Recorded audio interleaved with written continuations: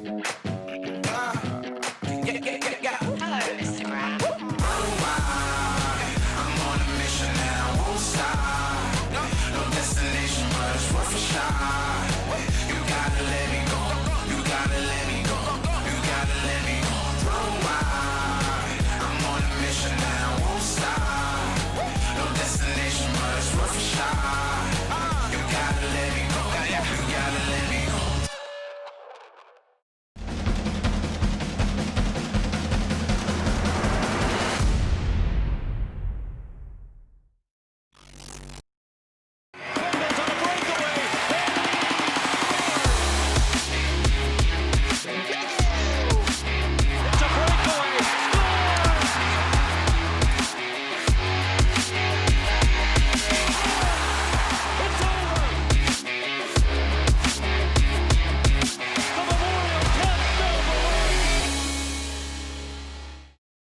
Welcome to the Memorial eCup presented by Kia. It's Reed Duthie. Pleased to be joined by my broadcast partner, Brandon Scott, once again as we get set for the second round of play. And I hope you're buckled in. You've got the drinks, the snacks, and everything else you're going to need because we've got a long day of action ahead. 8 games. We're going to take you through the second round of both the Telluride and Sorrento divisions here today. It is going to be a great afternoon into the evening. And Brandon, we're going to open up with the Sarnia Sting led by Justin O'Donnell taking on the Tri-City Americans led by Booker Daniel, two teams that were very impressive in round number 1 as we open up round 2. Yes, Reed, it's hard to believe it's already been a week since day 1 of the Memorial eCup, and it's just been a blast so far. Tons of action. I expect nothing less in day 2, or round 2, excuse me. We know what these teams brought in the first round. I expect a great game ahead of us and a great day. Absolutely. So let's set the table for everybody watching along with us. We hope you're going to be here all day with us, but if you're checking in and out, you want to see where your teams line up, we'll run through it quickly. Today, you're going to see the Sarnia Sting and Tri-City Americans, Sault Ste. Marie Greyhounds and Saginaw Spirit, Hamilton Bulldogs and Brandon Wheat Kings, Saskatoon Blades and Medicine Hat Tigers, Oshawa Generals and Vancouver Giants. Sherbrooke has North Bay, the Rio-Noranda Huskies and the Victoria Royals, and the Mississauga Steelheads and Barrie Colts. That runs down how we're going to go through the first 2 divisions of round 2 today. And when you look back at round 1, Brandon, it was the Winnipeg Ice that fell to the Sarnia Sting and the Guelph Storm that just couldn't squeeze by the Tri-City Americans, a 2-1 shootout victory. These 2 teams were both really impressive. Yeah, exactly. I'm wondering how Tri-City's shutdown defensive play is going to match up against the Sarnia Sting, who blazed through 6 goals by Justin O'Donnell. So I'm wondering to see what kind of overrides the game. I feel like one of these teams is going to have to adjust to the other. So I'm excited to see what these 2 guys bring to the table. Absolutely. I'm right there with you. This is the first matchup of its kind that we see in the second round, and we're going to see a few of them. 2 teams that had opposite stylings in round 1. Justin O'Donnell racked up 6 goals with his Sarnia Sting. Booker Daniel only scored 1 in regulation, won the game in a shootout, but his defensive performance was outstanding. So the question is, Brandon, can one of these 2 guys adjust, or will they try to bring it into the style we saw in round 1? Can Booker Daniel make this a tight scoring, tight checking game, or can Justin O'Donnell go with that high flying style we saw in round 1? I mean, it's only a matter of moments now until we get to this game, but I like to see this clash of styles. Exactly. And this is going to be a true test to the defense of Booker Daniel right now. We know Justin O'Donnell. He can put up numbers on the board. So this is going to be a true test for him. Well, it's going to be exciting as we open up round number 2, the Memorial eCup presented by Kia. The Tri-City Americans in the whites, trimmed with the blue and red, the stars on the shoulders. It's the Sarnia Sting in the golds, trimmed with the black and white. Puck is down. We are underway, and Zazula will start it off by playing it ahead for Bowman on the right wing side. Tried to get that to the middle, knocked away, and it's Perreault. Perreault moving through neutral ice onto McGregor. Puck poked away. Bowman able to pick it up there. On to Booker Daniel, who steps to the middle. Mutala back in front, wanted Daniel, couldn't get that to go. Puck back to the line, it'll roll just outside the blue line and back into neutral ice. Again, if you're with us for the first time in the tournament today, Watch that game clock. It moves a lot faster than real time, and that's going to give Tri-Cities the massive advantage with that game clock. Sasha Mutala in front of the net makes it 1-0 on the cross-crease feed. This is a big goal for Tri-City. They know they could lock things up defensively. Getting on the board first is a big signal to go. That could go to a long way in this game. Platz brought the puck ahead, and it was a perfect set. Now Platz's drive. That one blockered up and over the top. Taken by the Sting back around their own goal. Stratus on to Perreault. Perreault trying to stride out. Burka works in right wing side. To the corner as the puck's poked away, but he regains behind the net. Back to the line, Stratus. Jakovljevic's drive. It looked like it might have been tipped on the way through. We're tied at 1 as Jakovljevic with a rocket. Yeah, well, you knew this is what the Sarnia Sting and Justin O'Donnell could do here. They moved the puck very well in the offensive zone, and just a blast from the point finds the back of that. Now we're all tied up at 1, and I expect this to be far from over. So there you see the drive from Marko Jakovljevic. I think it might have gone off the Tri-City defender in front because he's getting credit for the goal, Brendan. So it didn't go off another Sting player. It certainly looked like it changed directions. And when you got a shot like that, the slightest change of direction is going to make it impossible to stop for the goaltender. Stratus and Burka pick up the assists, and just past the 5-minute mark, we're already back to square one. Yeah, exactly. Those are tricky shots from the point. You never know what's going to happen when you throw it on net, and that was just a great scene right there by the Sarnia Sting. Rees going to work the puck in, right wing side, sends it out front. Wanted that backdoor feed, but nobody home for it. Now Bitten, short 2-on. Oh, in front, they score! Sam Bitten got the goaltender to buy in, shoveled it across the front of the net, and the Sarnia Sting take a 2-1 lead just like that on Jamieson Rees's finish. Yeah, this is kind of like the storyline we were talking about when it comes to the Sarnia Sting coming into round 2. They are a high-flying offensive team. Justin O'Donnell loves to get creative, and that was just a play of them taking advantage of a turnover inside the offensive zone. And Sam Bitten, again, you mentioned it, how he just got the goaltender to bite. An easy dish over the Rees, and back that it goes. Now the Sting are up 2-1. Should also mention Sam Bitten just started his own charity foundation, so take a look for that. You'll see a lot of it making its way around on the different web channels for the Sarnia Sting, as the puck will be moved back for Brown. He'll cut to the line, but the puck will be taken away, and it's Rees up ahead again, working with Burka. Rees got tripped down. Burka jumps on the puck, feeds in front, and Sam Bitten's got a goal. It's 3-1 Sarnia's Justin O'Donnell has found an offensive groove. Burka and Rees will get the helpers on the cross-creaser to Bitten. Yeah, that's one thing, just like our last goal here. It was just a puck getting drived inside the zone, thrown across the crease, back to the net it goes. Justin O'Donnell, that's one of his go-to moves, and I expect to see a lot more of them throughout this game. I think you're right, Brandon. Now, what do you do if you're Booker Daniel? You had a great start to this game. It's kind of turned against you a little bit. You're only down a pair. We've seen leads like that evaporate in this tournament, but how do you get this back to where you started? It's just going back down to basics. You don't have to get too fancy. This is a big game in round 2. Still plenty of time in the clock. It's just not to dig yourself a hole early. Puck played ahead, but it'll be knocked down by the Sting.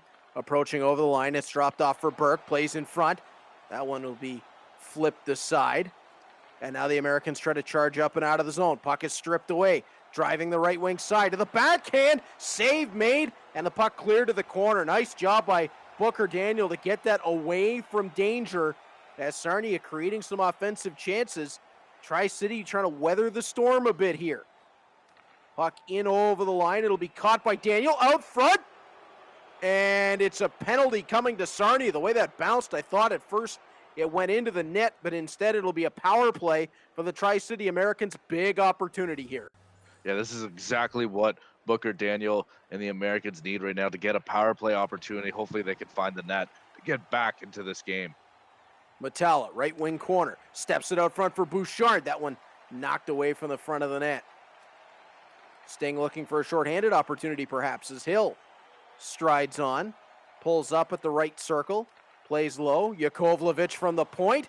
High shot bounced off the netminder's shoulder and then down through the crease and out the other side. Played a little pinball. Yeah, very tricky play there. The goaltender had to act pretty swiftly to keep that one out. Jakovljevic has that rising gun of a slap shot. When he lays into it, he can really fire. As Little across the line. Plays on for Mutala. Back to the point, LaJoy. Across for Brown. Uncontested as he walks on. Oh, that changed directions on its way to Langevin goal and nearly fooled the Sting netminder. That was a dangerous deflection off of a skate. Yeah, that was very tight play, and the Sting are lucky that that thing didn't find its way back to the net. Brandon, we talk about shots with pace and heavy slap shots, but sometimes it's those change-ups when they come in off of a skate and go from being a hard shot to a slow one that can really throw a goaltender off. You're expecting it one speed and it comes in another. Exactly. That's one of the tougher plays to make a stop on. Well, speaking of tough, there's a backhand from Perreault that gets into the back of the net. And it looks like there's going to be a review on this one. Saw the official striding, so it's waved off at the side of the goal. Now, we've seen reviews go both ways in this tournament, so I'm not even going to make a guess. Yeah, it's hard. To me, this is a good goal, Reed, but it doesn't look like it's going to be that way. No, they're going to say that Boyko got interfered with enough that he wasn't able to reset. So the faceoff comes outside the line. And the puck fired right back into the Tri-City zone. Stevenson back for it. Up for Little. 2-on-1 with York, the Sarnia defender, back, and he makes a nice sprawling play to knock that aside. So it remains a 2-goal gap, so no more damage there done on the side of the Tri-City Americans. And they'll try to get back to where they were moments ago with a couple of nice chances on goal. But right now it's York who fires one through the crowd, got tipped on the way through. Boyko was able to handle it. Stevenson ahead, working the right wing. Feeds out in front, just a little too hot to handle. Yeah, very nice opportunity. You got to continue to make plays like that and get within striking distance in this game. Long drive that Boyko was able to handle easily. Little strides across the line. He's intercepted there. Rees works it for Roth. Roth is run into.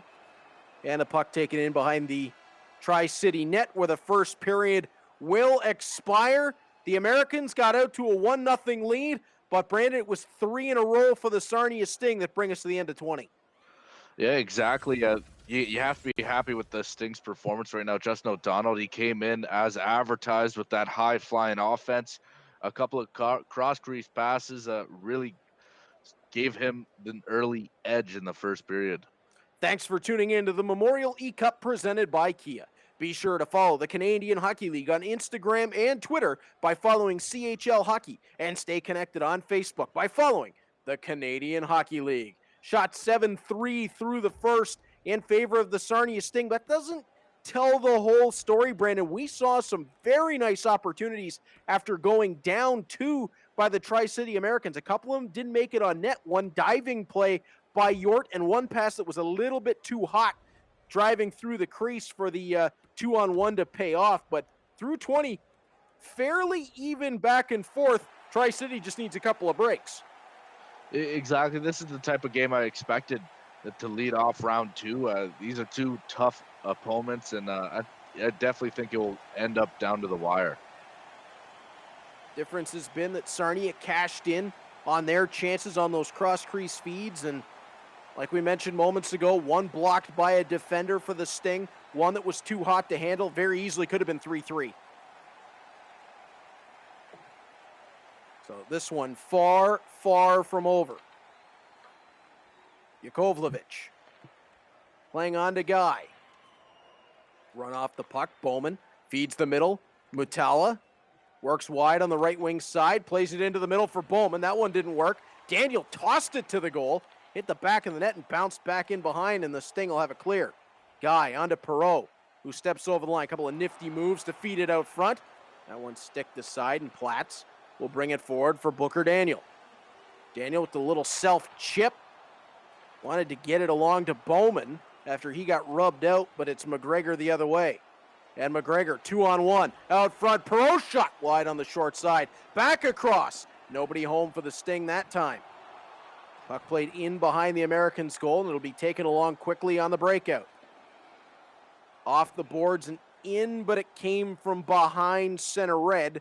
So that's icing against the Americans as we approach the quarter pole of the second period.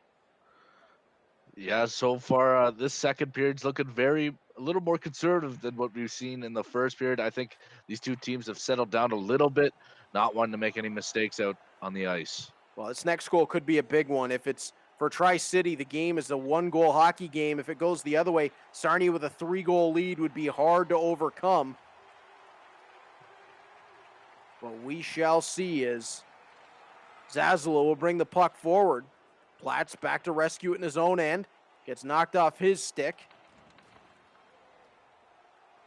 Around behind the goal, it's a trip from the Americans, and Sarnia is going to the power play. Sasha Mutala to the box.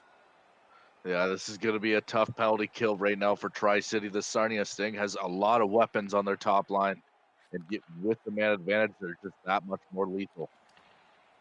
Brown on for Bouchard, who turns back. Plays along for LaJoy. To the middle of the ice, Little. Short-handed, Tri-City looking to get something going. Little, 1-on-3, feeds it along. Bouchard stepped the space. Just a little bump was enough to loosen the puck up, and McGregor will jump on it for the Sting, looking to attack with the man advantage. McGregor through the middle, stolen by LaJoy. 1-on-3 was Little, so they weren't able to get a clean feed to him, and it's right back for Roth, who steps in and scores. It's a 4-1 Sarnia Sting lead as Ryan Roth stepped to goal. Nifty little move to go back to the short side and tuck it home. Yeah, that's got a sting right now for Tri-City. They played that penalty kill almost perfect. You have to say up until the very end where Ryan Roth scored this power play marker.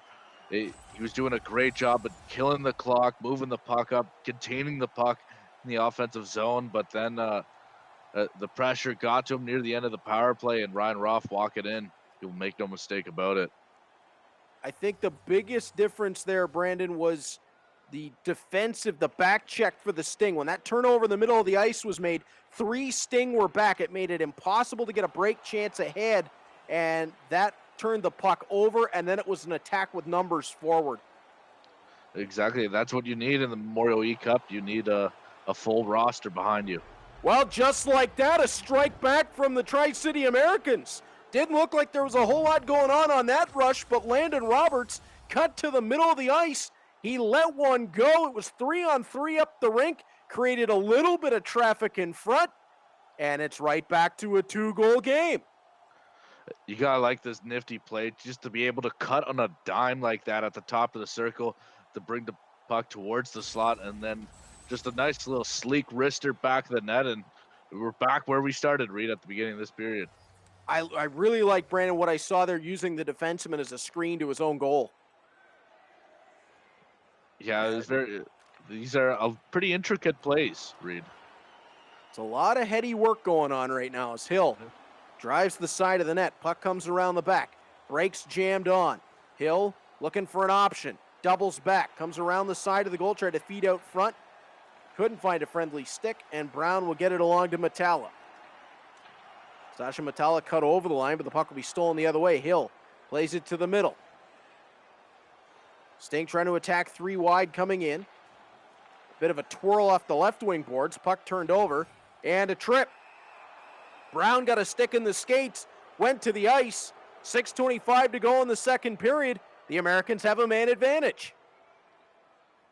Yeah, this could be a big goal right here to be able to bring this game back to within 1. So far, they're 0 for 1 on the power play tonight, Reed. Ashton Rees are off the draw in his own zone. Up ahead for Colton Kammer. That pass is picked off. Bjorklund stepped in front of it. Brown over the line. Bjorklund back in front. And that one was stopped by Langevin. Daniel now with a chance in the slot. That one stopped by Langevin. And the puck will be nailed down the rink. Ooh, back-to-back, great opportunities for the Tri-City Americans, but Langevin holding strong in his own goal.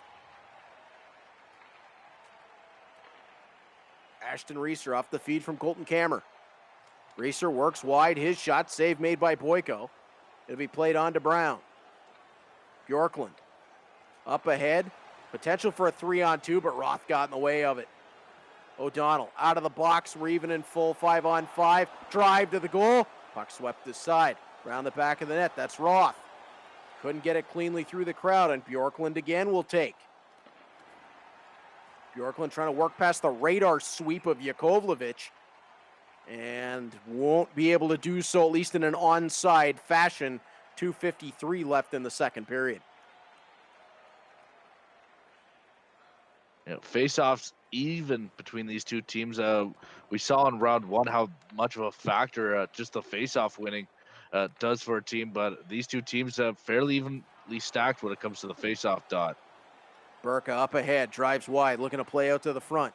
Jakovljevic on for Rees, in behind the net. Puck brought back out front. Save made by Boyko. He had to be sharp right there. Stevenson tried to bring it over the line. Sam Bitten instead will take it back the other way. Jakovljevic, Bitten, Burka. And that one knocked away as he approached the line. Just 1 against 3 coming up the rink. Now Little, left wing side. With a man open in front, finds him, they score! Stevenson gets Tri-City to within 1. Yeah, only 1.6 seconds remaining on the clock right now, Reed. Unbelievable, the timeliness of this goal, and just the factor that going into the intermission, knowing that you just scored, that momentum you're now going to bring into the third and final period of this game. So this is a huge goal for Tri-City, and Booker Daniel might have a shot here. Booker Daniel got down 3 at one point in this second period. Justin O'Donnell had things rolling his way, but Booker Daniel will not go away as Jakovljevic fires it into the offensive zone to end period number 2. We're down to a 1-goal contest as we head towards the third period of play. And Brandon, you couldn't ask for more than that in the first game of round number 2. Exactly. We knew this was going to be a tight contest between these two individuals. They're both strong players when it comes to the EA Sports, and this is exactly the type of game we're getting. Couldn't be a bigger spot to get that goal for the Tri-City Americans. Thanks for watching the Memorial eCup presented by Kia. Be sure to enter for your chance to win daily prizes and a chance at winning a grand prize of $1,000 prepaid Visa gift card. Today's promo code is STINGER. Enter the contest at chl.ca/Memorial eCup. Again, the promo code today is STINGER, and you can enter at chl.ca/Memorial eCup. As we head towards the third period, Brandon, I think we're about to experience white knuckle hockey. Exactly. That's definitely your trademark coming into this tournament, and it definitely feels like this entire period is going to be the white knuckle hockey. Zezula tries to bring the puck over the line. He was the one who started that last goal for Tri-City with a nice zone entry and play off. As now Booker Daniel ahead. They're 2-on-4 into the offensive zone, but Bowman gets possession. Bowman low, feeds for Daniel. That one just over the top. Very nearly had it tied. You could just bet your bottom dollar Booker Daniel's looking skyward after that play. Oh, my goodness. If that's what we're seeing in the first 2 minutes of this third period, it's only going to get crazier from here. Daniel into the offensive zone. Tried to play for Mutala down the middle. Stolen away. The Sting up ahead. McGregor over for Guy. They score. 2-goal lead restored as Guy finds the back of the goal. And Justin O'Donnell continues those high-scoring ways that he started in round number 1. McGregor and Perreault will pick up the assists. I feel like this has been the storyline of this game so far. Tri-City will work hard, get back into the game, and then Justin O'Donnell will go the other way and pot one. As he's just a lethal offensive player in this Memorial eCup, and you really cannot give him any opportunities with the puck. So Hill a little bit bigger for Booker Daniel, but we've already seen him close the gap down. As Zezula brings the puck forward, tried to feed the middle for Bjorklund. Jakovljevic around the back of the goal for Bitten. Bitten steps past one, had it stolen by Platts, but stole it right back. Whoa, Brings the puck forward. Taken away by Rees. Up for Bitten. Tries to cut to the middle. Brown stepped in the way. Bitten got it back. Tried from the right wing corner. Couldn't get it to a friendly stick there as Bouchard tried the other direction. Stolen from him. Burka on to Rees. Trying to get to the middle of the ice for a break chance. Boyko sprawls out, keeps it a 2-goal deficit. Back in over the line, but again, puck stolen from the Americans. Burka tried to catch them on a late change. One man back, diving block. Boyko was there to help. Rees right back to the point. Kammer across for Reeser, and that one off the back boards and then dumped away by Boyko. Now a chance ahead. Little on a steal. In alone, but he couldn't cut to the middle. Langevin was able to force him wide. Yeah, it looks like he was just trying to think too far ahead on that play and didn't get enough time to get a shot off. Brown up ahead for Stevenson. He'll cut middle. Stevenson's drive. That one looked like Langevin got a piece of it to knock it to the corner. Puck stolen again by Little. 8:35 left to go in the third. Sarnia up a pair as Kammer gets the puck over to Yort. Now on to Mack.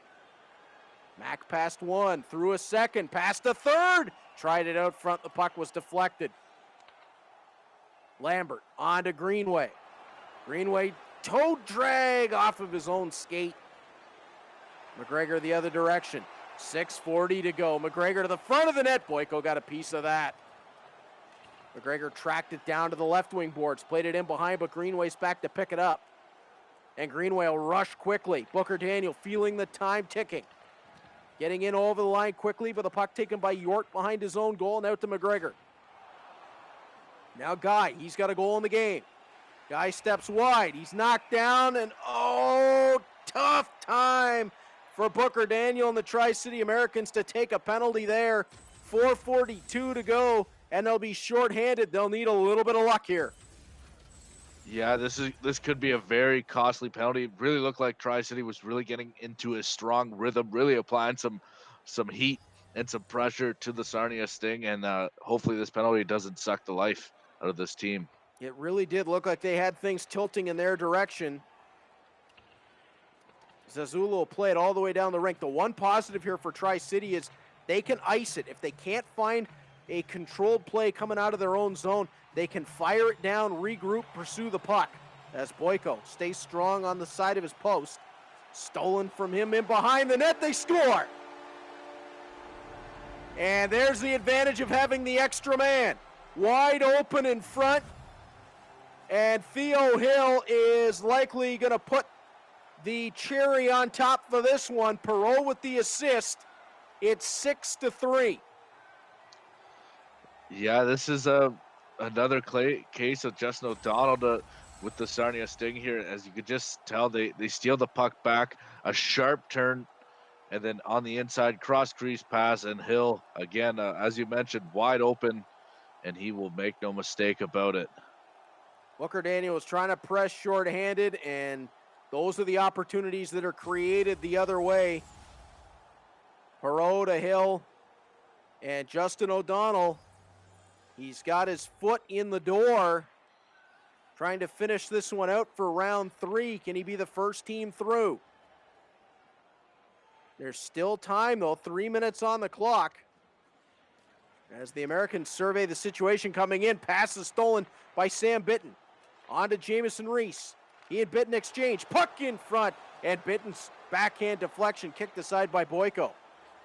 Bitten steps down right wing side, round back of the net. Puck brought out in front. Bitten! What a stop by Boyko. Yeah, that's one thing that's been going really well for Tri-City is Boyko's tournament so far has been uber impressive. So many big stops in round 1 and in this game. Bouchard tries to bring that out front for Mutala. Nearly cut the lead back to 2. As Stratus moves the puck along to Burka. Burke into the corner. Looking out front. Spins back. Feeds along to Justin O'Donnell, who's got one with himself. That was a big trend on the first day of this tournament, was guys trying to use their own their own player to get to find the back of the net, and that's exactly what happens. Justin O'Donnell saves the best for last for himself with that beautiful goal. Posts himself up right in front of the net. You go to the net, good things happen. And they have in this game for the Sarnia Sting. That's a 7-3 lead with time ticking away. 38.3 to go. O'Donnell from Merrick Burka, who's had a great game in this one, and Peter Stratus. As Bowman trying to get the puck loose. Mutala. This line for Tri-City has spent a lot of time in the offensive zone. As Mutala brings the puck around in the circle, trying to find a path through to the front of the net. Sarnia just clogging up every lane, and York will dump it in. Yeah, the Sting are really playing some shutdown defense here in the third that kind of led to this lead, their lead increasing by this much. Just a brick wall on the blue line. Booker Daniel fires one to the net. Langevin will hang on to it, and that's going to do it. First team into the third round is Justin O'Donnell. And the Sarnia Sting, they advance in the Telluride division in the Memorial eCup presented by Kia. Hello, Mr. Brown. I'm on a mission and I won't stop. Putting a touchdown on the scoreboard. When we come back, my broadcast partner Brandon Scott will be standing by with Justin O'Donnell. Hello, Mr. Brown. I'm on a mission and I won't stop. No destination, but it's worth a shot. You gotta let me go. You gotta let me go. You gotta let me go. I'm on a mission and I won't stop. No destination, but it's worth a shot. You gotta let me go. You gotta let me go.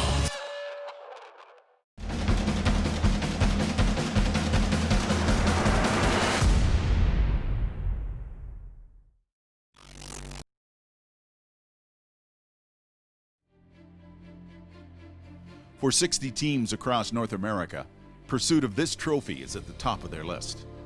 It's a goal they aim for when they first pull on a team jersey. It's not an easy road, from training camp to the grind of the regular season, the hopes of a long playoff run, leading to a league championship. This 9-month journey brings out the best, and all focus is on the final step. If the Stanley Cup is the holy grail for the National Hockey League, the Memorial Cup is the elusive prize for junior hockey. Weighing just over 40 pounds, this symbol of excellence is engraved with over 3,000 names that tell a story of the young men who have competed for it. Young hockey players have dreamt of winning this title, of being named champion. Icons of the game have challenged for it, but fell short. The cup was first handed out in 1919 to honor and remember those that gave their lives fighting World War I. In 2010, the Canadian Hockey League rededicated it to the memory of all fallen Canadian military personnel. For many players, this is the summit, the best they will ever be, the highest mountain they will conquer. For others, it will be a chapter in a career about to unfold at another level. The list of winners is impressive. Powerhouse teams that delivered. Surprise teams that weren't expected to contend. Teams that simply went about their business on the ice. All were waiting for those final seconds to tick off, and the burst of emotion realizing they are the champions. When a hockey dream can become a reality, it is the Memorial Cup.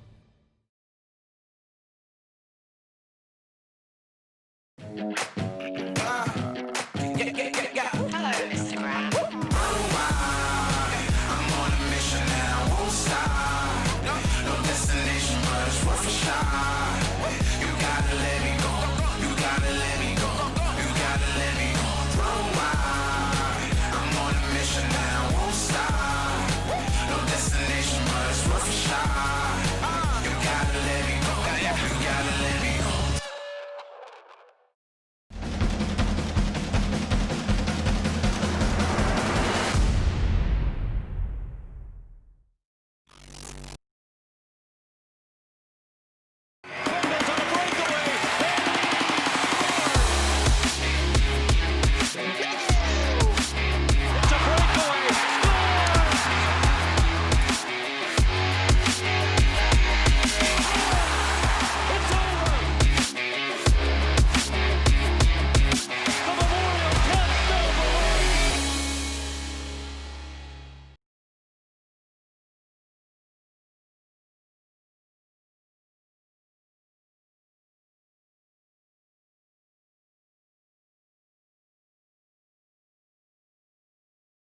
Hello,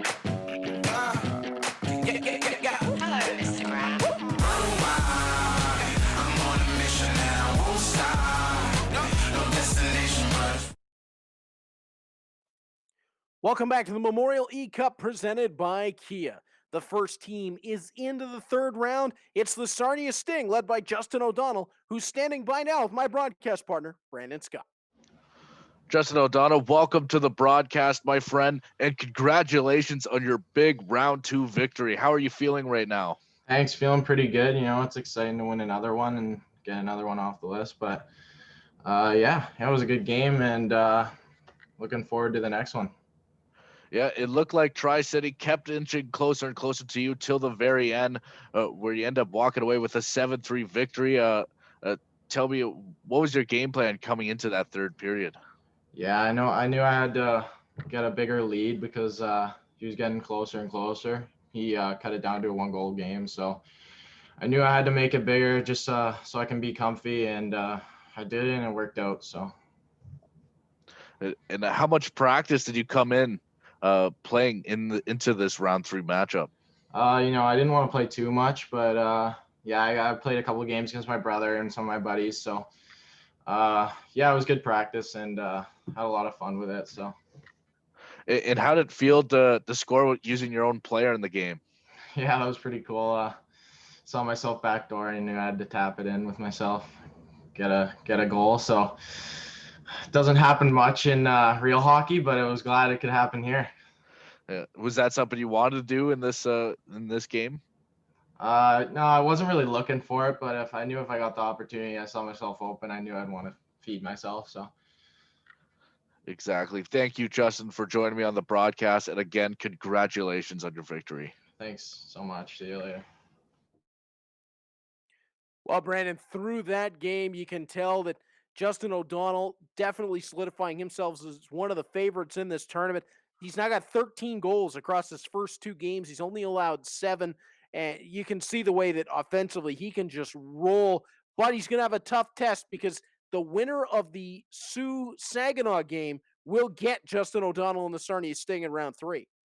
Yeah, one of the things that impressed me the most out of Justin O'Donnell's game in this matchup was that we knew coming in he could put up points, and just his way to shut things down against Tri-City in the third I thought was really impressive and makes him one of the key logs going forward in this tournament. Well, fans of the Sarnia Sting will want to stay tuned. Coming up next, Rory Cairns and the Sault Ste. Marie Greyhounds against Danny Caddick and the Saginaw Spirit. That's a highlight reel matchup, and it's right after this. Hello, Mr. Brown. I'm on a mission and I won't stop. No destination but it's worth a shot. You gotta let me go. You gotta let me go. You gotta let me go. I'm on a mission and I won't stop. No destination but it's worth a shot.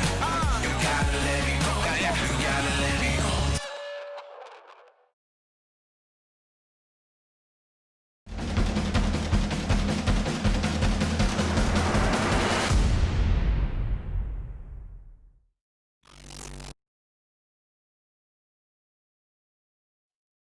Welcome to the Memorial eCup presented by Kia. Round 2 underway. The Sarnia Sting are through with Justin O'Donnell putting up a 7-3 victory over the Tri-City Americans, and we're so excited to find out who he's going to take on in round 3. Rory Cairns and the Sault Ste. Marie Greyhounds taking on Danny Caddick and the Saginaw Spirit. It's Reed Duthie. Pleased to be joined by my broadcast partner, Brandon Scott. And Brandon, again, much like we saw in the first game today, Danny Caddick, who had an offensive outburst in game 1 against Rory Cairns, who won with a tight defensive, tight checking style. Yeah, exactly. It's almost another like a similar battle from the last one, and Danny Caddick was definitely one of my favorites from that day 1 of that tournament. I thought he played an excellent all-around game, and I can't wait to see how Roy Kirkins is going to handle him. Well, not only did Danny Caddick put up a great game in round one, but he also had the jersey and the helmet on, so you know he was ready for action. But in that first round against the Swift Current Broncos, it was a real tight, real tough back and forth matchup for the Sault Ste. Marie Greyhounds. So you know Rory Cairns can play in a tough, tough game. He's already been through one as he looks to get another one in and move to round three. Winner of this will have Justin O'Donnell and the Saginaw and the Sarnia Sting, pardon me, as you see the Saginaw Spirit will be wearing the whites trimmed with the red and blue. The Greyhounds and the Reds trimmed with white.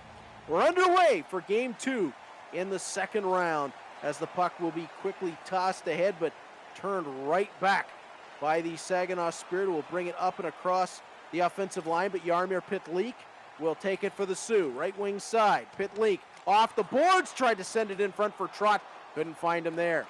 Pitlick wanted it back to the line, intercepted. Puck poked loose by O'Rourke, and it'll be played all the way down to Birkin. Cartier, wide for Pitlick, right wing side. Puck is all Sioux early on here. Ligurier to Rourke for the drive, and Lennox will make the stop, playing it along for Bodie Wild. Star-studded cast on both sides of the puck as Trott will move that along. Intercepted, Rourke brings it back through neutral ice and will play it back into his own zone. Rourke up the boards for Trott.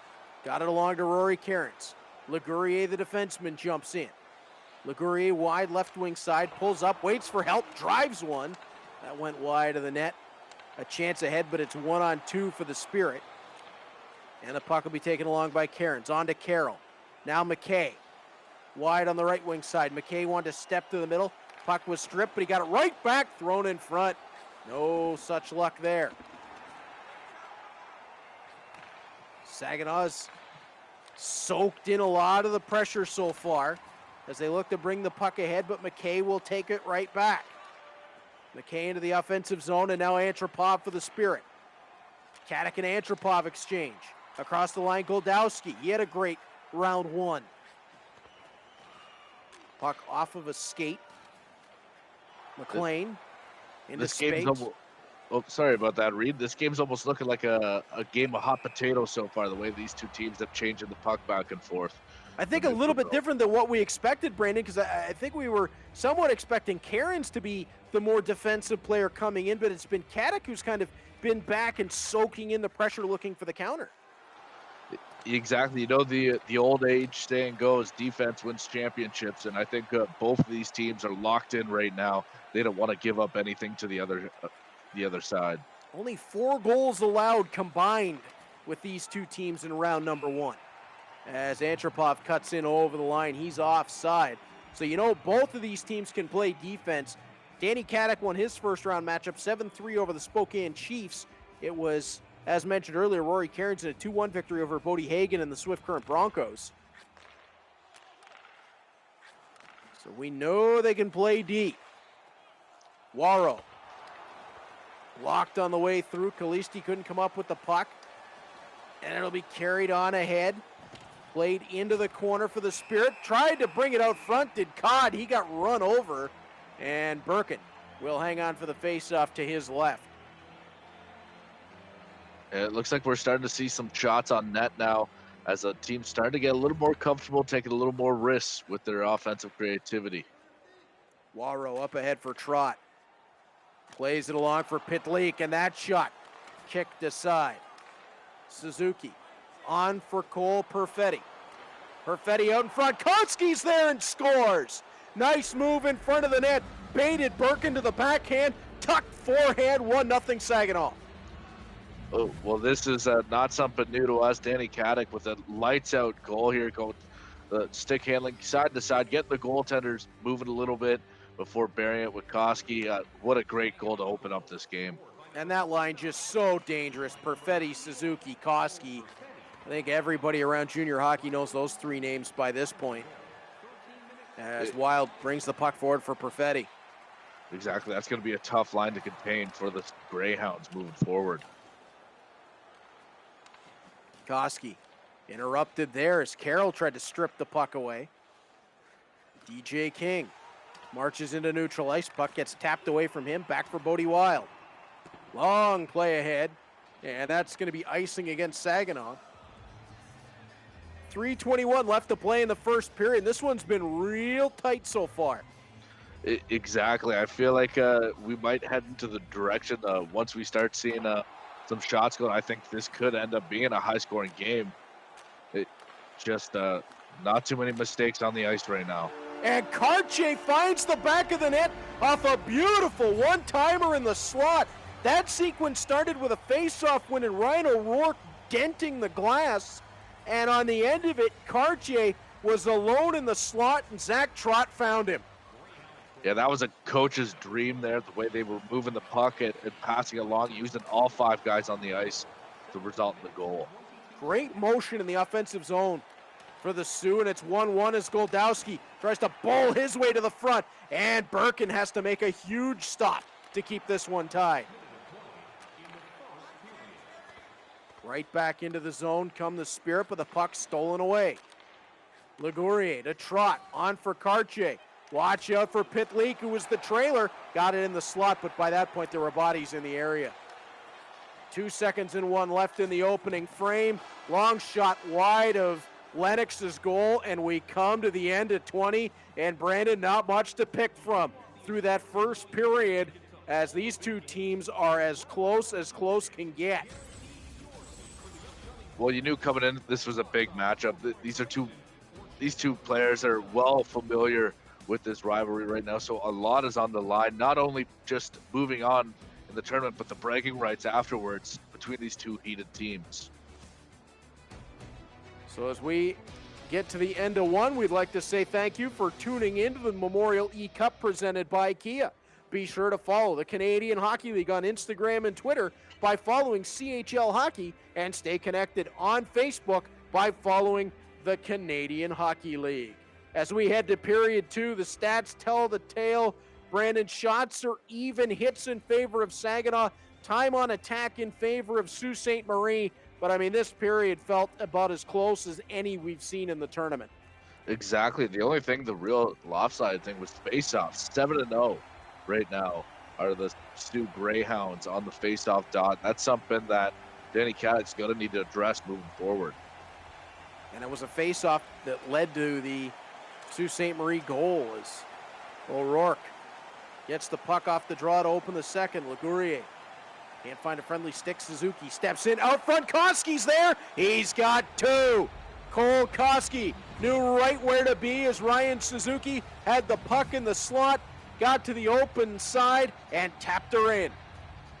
Exactly. These two go better together than bread and butter. And that's exactly what they were on the offensive play. Ryan Suzuki cutting in towards the middle, throws the defense off, and then a nice little shovel disc across, and Koski makes no mistake.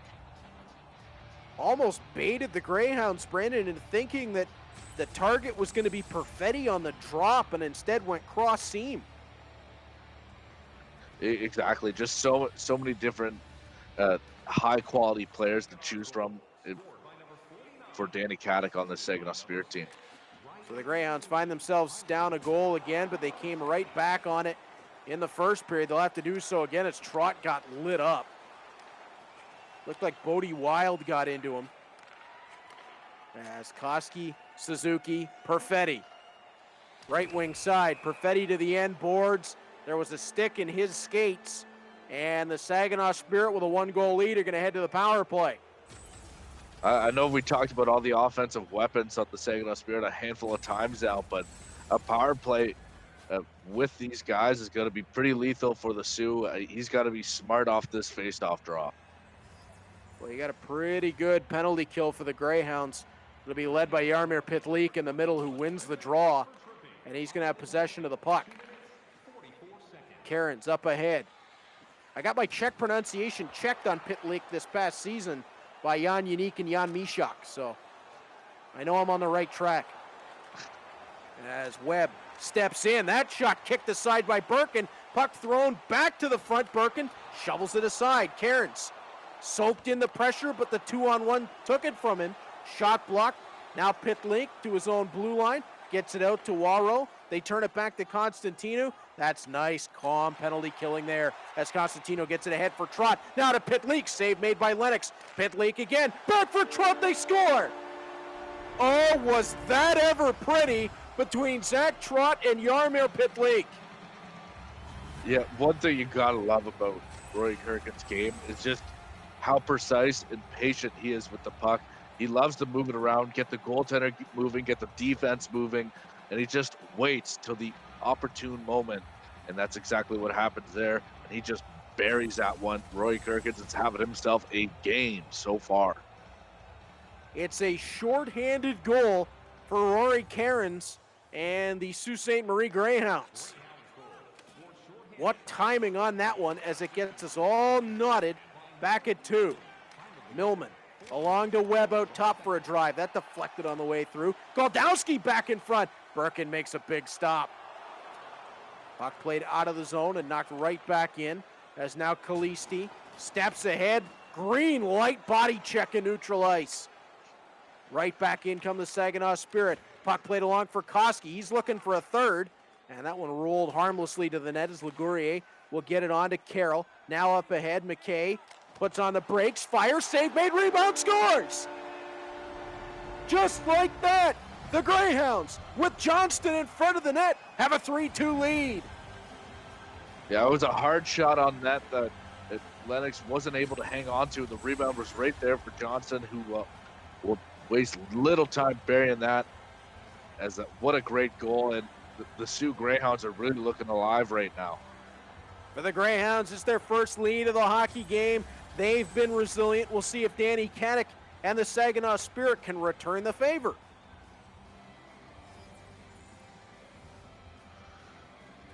McKay and Carroll picking up the helpers on that goal as Cairns brings the puck into the offensive zone. He'll try it, and Lennox had to make a save going shoulder to glove.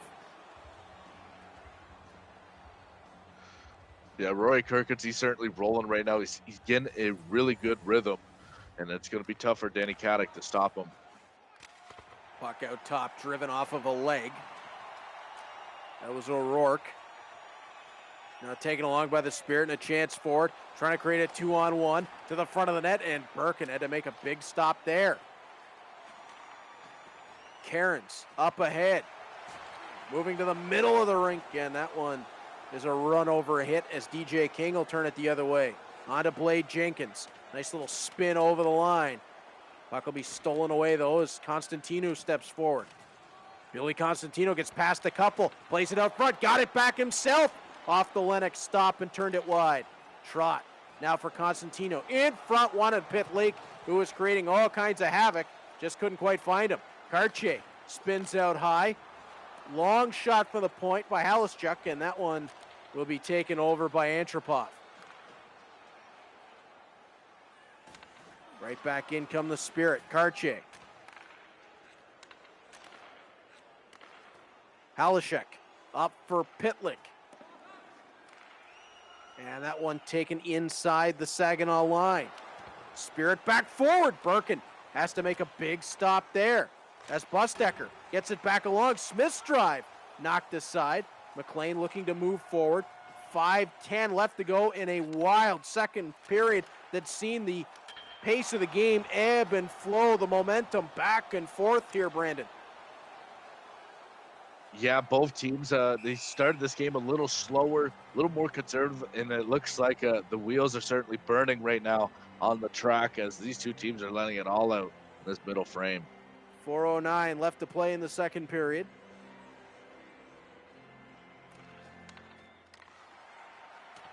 And it's the Spirit controlling the puck in neutral ice. Koski steps into the offensive zone. Can't get it cleanly along. McLean's there to follow. McLean 2-on-2 up the rink. Cuts to the middle. Shot deflected wide of Lennox's goal. Perfetti along to Koski. Koski with an open man in Suzuki, who turns past. Suzuki shot, scores! Ryan Suzuki ties us right back up at 3 as these two teams will not stop. Yeah, that's a big-time player making a big-time play. He cuts towards the middle and just unleashes a beautiful wrist shot. It looks like high glove, just picking corners on that one. Unbelievable goal for Ryan Suzuki. It's been this line for Danny Caddick and the Saginaw Spirit that have created the trouble. Koski, Perfetti, Suzuki. Just a different configuration on that goal as Carroll looks to turn through neutral ice. On to O'Rourke. Puck into the Saginaw zone, turned aside. Bloom brings it ahead. Taken right back, and there's Cairns. Tried to play it to the middle for O'Rourke. Delayed penalty coming to Saginaw, and the Greyhounds head to the power play late in the second. Yeah, this is a big opportunity right now for the Greyhounds to really put their stamp on the game. Not a lot of time left. Carroll feeding Trot. Puck knocked off his stick. It'll roll out of the zone. 10 seconds left in the period. Still time for one more chance as Carroll makes his way through. Lennox makes the stop. Carroll split the D, but Tristan Lennox turned him aside. 2 seconds and 1 left in the period. They won't get a shot off, and we come to the end of 2, all tied up at 3. What a game this is, Brandon. Back and forth hockey at its finest. Yeah, this has been unbelievable hockey in this middle frame. Again, like I said, they both started the game rather conservative in the first period, but then that second period, they just exploded with offense. It has been really fun to see this back and forth develop. And we want to say thank you for watching the Memorial eCup presented by Kia. Be sure to enter for your chance to win daily prizes and a chance at winning a grand prize of a $1,000 prepaid gift card. Today's promo code is STINGER. Enter the contest at chl.ca/Memorial eCup. Once again, today's promo code is STINGER, and you can enter the contest at chl.ca/Memorial eCup. To the third period we head, Brandon. I don't know what we're going to see. This game's so evenly matched. It could be next goal wins. It could be a race to the finish in terms of goals. It's impossible to predict at this point. Exactly. I think it's really going to boil down to you cannot make a mistake in this game. The first team to do that might just cost yourselves the Memorial eCup. Pitlick in over the line. I think a multi-goal lead might be a key here if a team can get it in the third. Short-handed breakaway for the Spirit to the forehand. Rang the goal post. Oh, that was so close for a Saginaw lead. Pitlick on to McKay. To the middle of the ice, Cairns. Now Pitlick, left wing side. Throws one on Lennox's goal. That's turned aside. And Suzuki will carry it out. Suzuki into the offensive end. Cuts past one. Draws the penalty. It'll be a power play now for Saginaw. The only issue here is, Brandon, we did see the Greyhounds score shorthanded earlier in this game. Exactly. You can't take anything for granted right now. One thing Danny Caddick's just got to do is just continue to move the puck around in the offensive zone. Try to get all 5 guys in on the play, and then just try to wait for your opportunity. Kalisti around back for Johnston. Puck is played up ahead, and oh, what a hit. Riley Webb, green light, neutral zone check. That's one way to stop the offense. Goldowski with a chance in. Birkin makes the quick blocker stop. Goldowski got him leaning off the post, but Birkin made the nice save. Johnston taking off the puck. Webb looking to move it forward. Perfetti goes to Suzuki, right wing side. Suzuki hits the brakes. Delays out top with it to Webb, to the slot. Wanted Perfetti. Ligurier was there to get the stick in. Perfetti to the line. Millman to the middle of the ice. Now Webb back across. They score. Riley Webb on that umbrella setup got it clean across the ice, and Cole Perfetti completes the trio on that top line for Saginaw with goals. It's 4-3 for the Spirit. Yeah, again, just so many weapons on this Saginaw Spirit team, and Riley Webb there nails another nail inside the coffin there for the Greyhounds. That was just an unbelievable play, moving the puck around, getting the goaltender to move side to side, and just buries it. And that's exactly what you want to see if you're Danny Caddick.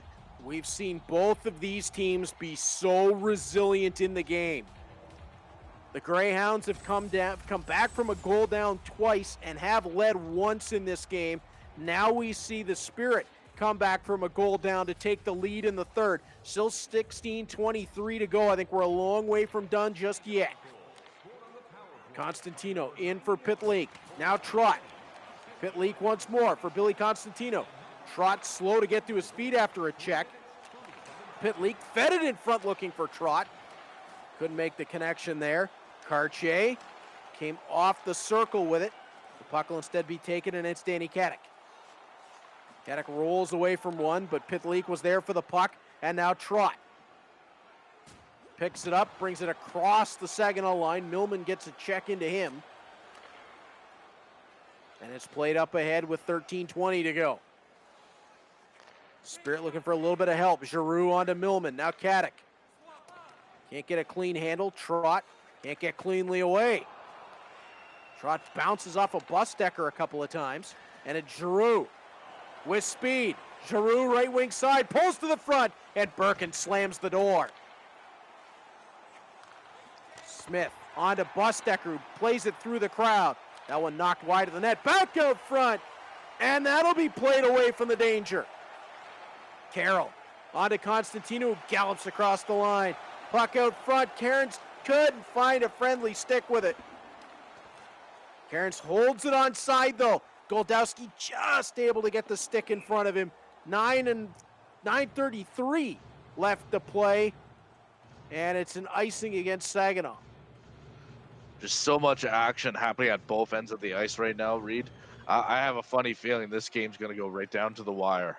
It sure does look that way as Ryan O'Rourke off the draw. That hit a body and bounced wide.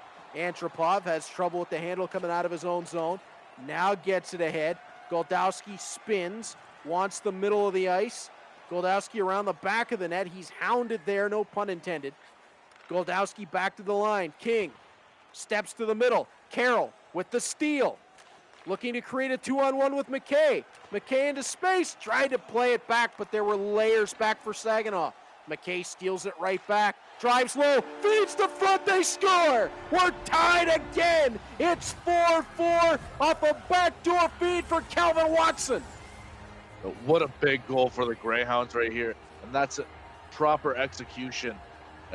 Cross-crease pass there. Nothing Lennox could have done on that one. As he skated so far deep into the zone, just threw it out in front. If he was off by half a centimeter, I feel like that puck would not have gone in. What a pinpoint pass. The geometry on that pass from McKay was outstanding, as Ligurier brings the puck right back in, only to have it stolen by the Spirit. Back and forth we go. Koski shot, saved by Birkin. To the end boards, Perfetti. Run into by a pair of Sioux Greyhounds. Puck was played out front for Suzuki and wide of the net. Johnston has the puck poked loose. Still one man back for the Greyhounds. It was Ligurier. On now McLean. Back for Ligurier. To the line, Johnston. And tried to play it for Dickinson, but the puck got poked loose. And it's Ligurier back into his own zone.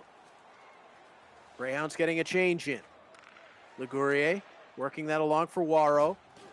Now on for Cartier. He got hit, but Waro picked up the puck. His shot deflects wide. Cartier tried to get to it. Down to 2 minutes left in the third period. Puck in across the Sioux line. Played off of Birkin. Tied up. Kalisti rolls away from pressure. Nicely done to get the puck to space up to Pitlick. He was caught flat-footed though on the pass as Millman approached, took it away, feeds it out front, and Danny Caddick. How about that for theater? In the last minute of a tie game, Danny Caddick scores with himself. Unbelievable. You cannot write a script better than this one for Danny Caddick. Just an unbelievable goal. This game almost looked like it was shipped and ready to go to overtime. And then Danny Caddick, one last rush down the end, another a side-to-side pass, and then a beautiful wrist shot back to the net. I'm stunned. 52.3 to go, and Danny Caddick with the assist to Mason Millman Get Saginaw back in the lead. I thought the same thing, Brandon. I thought we were headed for extra time. Carroll, right in over the line. He gets knocked down, and now the Greyhounds will have their opportunity to force it to extra. Yeah, could be a key face-off right here, Reed. Draw one by the Spirit. DJ King around back of his own goal. The one advantage that Saginaw has here is they can fire it down the ice at will with no icing. 30 seconds to go. King around back of his own net. He's not thinking of just firing it down. He wants to carry it on. Puck got knocked loose. Pit leak extends the strides. Can't get there in front of Antropov, and now it goes the length. It might be last call here for the Sioux. Pit leak.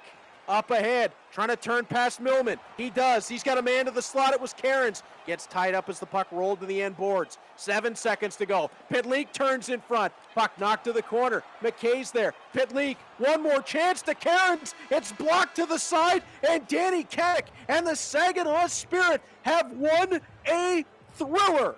Kadek will lead the Spirit into round number 2 to take on Justin O'Donnell. And the Sarnia Sting will be right back after this with comments from the man himself, Danny Kadek. Hello,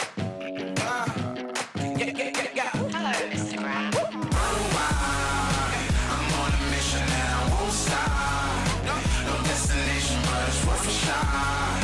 You gotta let me go. You gotta let me go. You gotta let me go. Run wild. I'm on a mission and I won't stop. No destination, but it's worth a shot. You gotta let me go. You gotta let me go.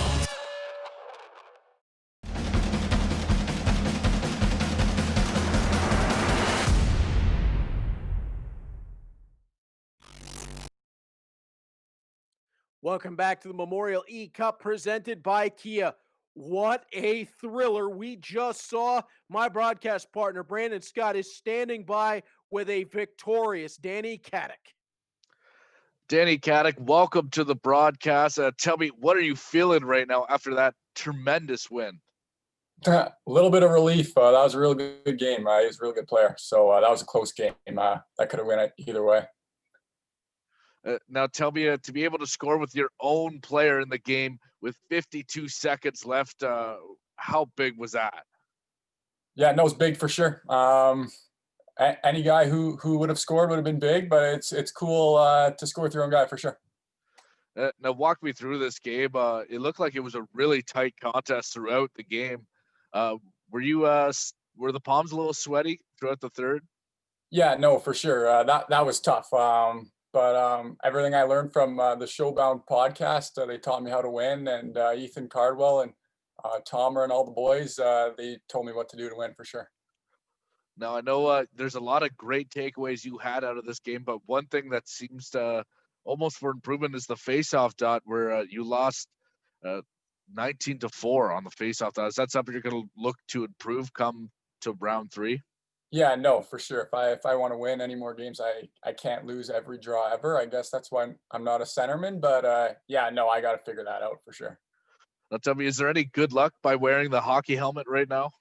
Yeah, I think I got to keep rolling with it for sure. It's a big part of my game, so I got to keep rolling with it. Awesome. You definitely looked the part. Congratulations, Danny, on your victory. Yeah, thank you. Well, that game was really something else, Brandon. A 5-4 victory for the Saginaw Spirit. The first third-round matchup in the Telluride division has been decided. The Sarnia Sting and Justin O'Donnell versus the Saginaw Spirit with Danny Kadek. Wow, that is going to be quite the game. Yeah, exactly. This has definitely been one of the more thrilling games of the tournament so far. Really back and forth till the very end. I can't wait to see what's in store for round 3 for Danny Kadek. Well, before we get there, we've got more matchups to decide today. We'll decide the next part of the Telluride bracket, the second, third round matchup in that bracket. The first team will qualify for that when the Hamilton Bulldogs take on the Brandon Wheat Kings, and that game is coming up next. Hello, Instagram. I'm on a mission and I won't stop. No destination, but it's worth a shot. You gotta let me go. You gotta let me go. You gotta let me go.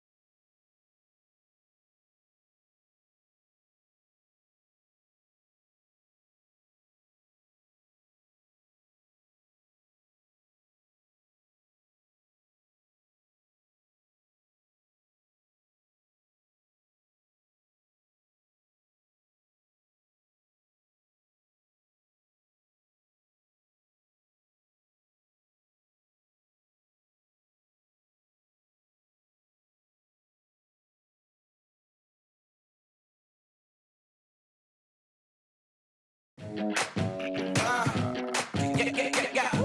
Scram. I'm on a mission and I won't stop. No destination, but it's worth a shot. You gotta let me go. You gotta let me go. You gotta let me go. Run wild. I'm on a mission and I won't stop. No destination, but it's worth a shot. You gotta let me go. You gotta let me go.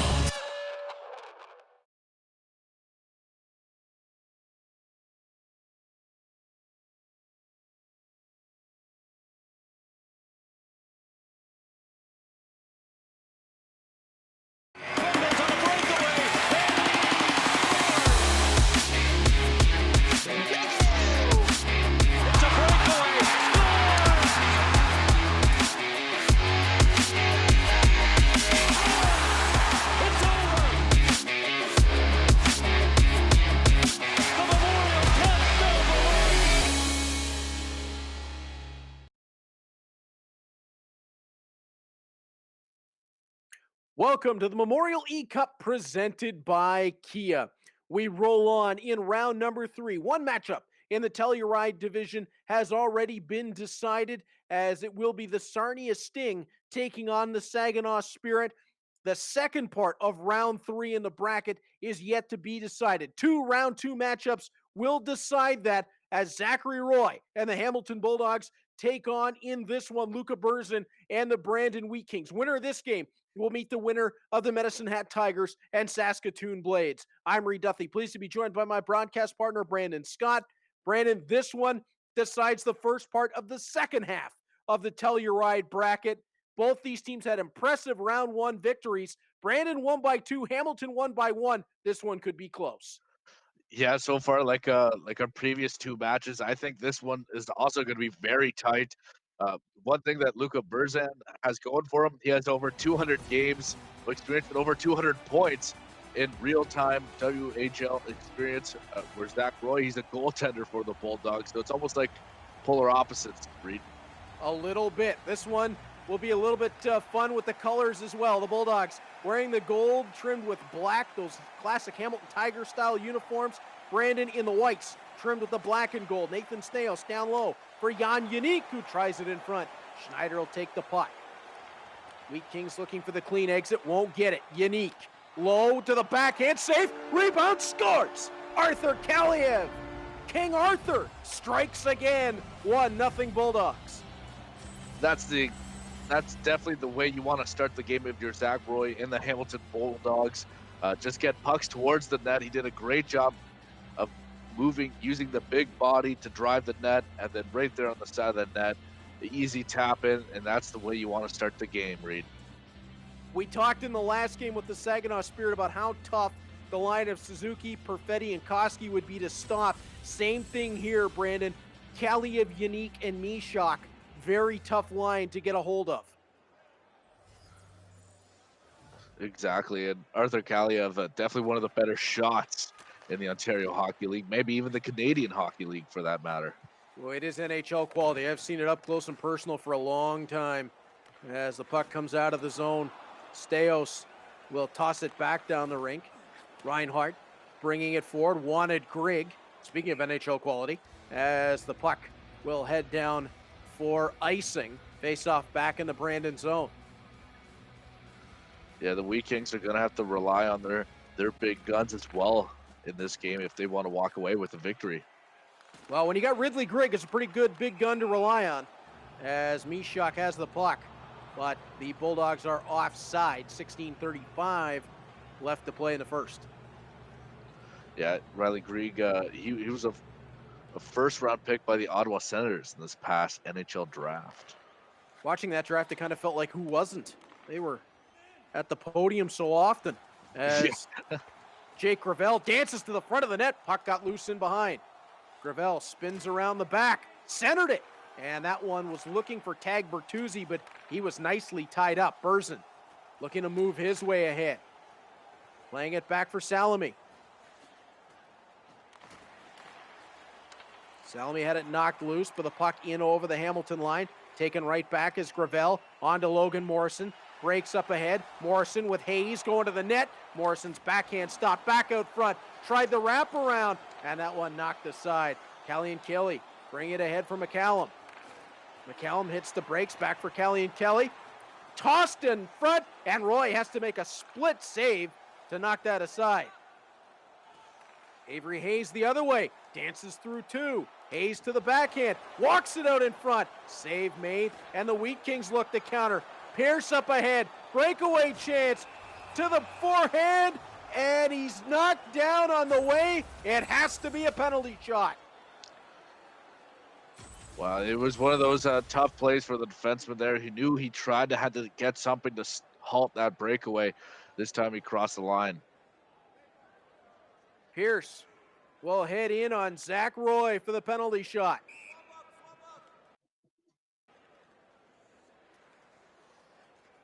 Pierce coming in to his forehand and scores. Yeah, very, very tough.